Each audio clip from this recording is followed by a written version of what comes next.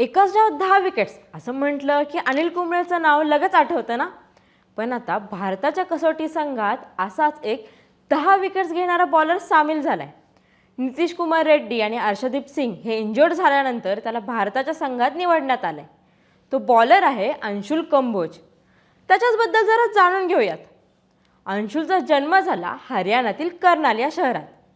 तो मध्यमगती गोलंदाजी करतो आणि शिवाय चांगला फिनिशरही आहे. तो डोमेस्टिक क्रिकेट खेळत असताना 2024मध्ये त्याला मुंबई इंडियन्सने निवडलं. 2024 IPLमध्ये मुंबईसाठी 3 सामने खेळताना त्याने मयंक अग्रवाल, श्रेयस अय्यर यांच्या विकेट्सही घेतल्या.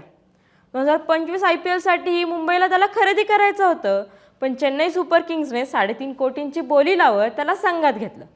अंशुलनेही चेन्नईचा हा विश्वास सार्थ ठरवला आणि 14 विकेट्स घेतल्या. पण त्याआधी अंशुल चर्चेत आला होता ते त्याच्या 10 विकेट्ससाठी.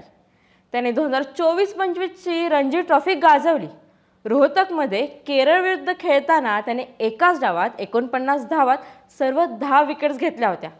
त्यावेळी तो फर्स्ट क्लास क्रिकेटमध्ये एकाच डावात 10 विकेट्स घेणारा 6वा भारतीय ठरला होता. त्याच्या आधी सुभाष गुप्ते, प्रेमांगसू चॅटर्जी, प्रदीप सुंदरम, अनिल कुंबळे आणि देबाशिस मोहंती यांनीच असा कारनामा केला होता. त्याच्या कामगिरीमुळे तो भारतीय असंघाचाही नियमित खेळाडू बनला आणि आता तर तो टीम इंडियाकडून इंग्लंड विरुद्ध कसोटी खेळण्यास सज्ज झालाय. तो आता कशी कामगिरी करणार याकडे सर्वांचंच लक्ष असणार आहे.